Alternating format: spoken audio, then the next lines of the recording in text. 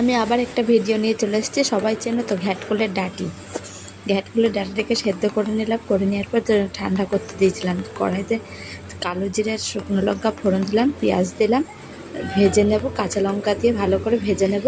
ভেজে নেওয়ার পর ওর মধ্যে পটল, আলু আর কাঁঠালের বীজ এগুলোকে সব দিয়ে দিলাম, দিয়ে ভালো করে ভেজে নিতে হবে। নিয়ে লবণ হলুদ দিয়ে দিয়েছিলাম। তারপর ঘ্যাটকলের ডাঁটিগুলো, সেদ্ধ করা ডাঁটিগুলো দিয়ে দিলাম ওর মধ্যে, দিয়ে খুব ভালো করে নেড়ে চেড়ে ঢেকে দেবো। ঢেকে দেওয়ার আগে একটু ধনেপাতা দিয়ে ঢেকে দিলাম। ঢাকনাটা খুলে কিছুক্ষণ পর পর একটু নেড়ে চেড়ে দিতে হবে। নাবানোর আগে একটু চিনি দিয়ে দিয়েছিলাম, দেওয়ার পর নাবিয়ে ফেললাম। খেতে এতটাই সুন্দর হয়েছিল কি বলবো, খুব ভালোও লাগে গরম ভাতের সাথে খেতে। ভিডিওটা এই পর্যন্ত শেষ করলাম, পরের ভিডিও আবার দেখা হবে। Tata, bye bye.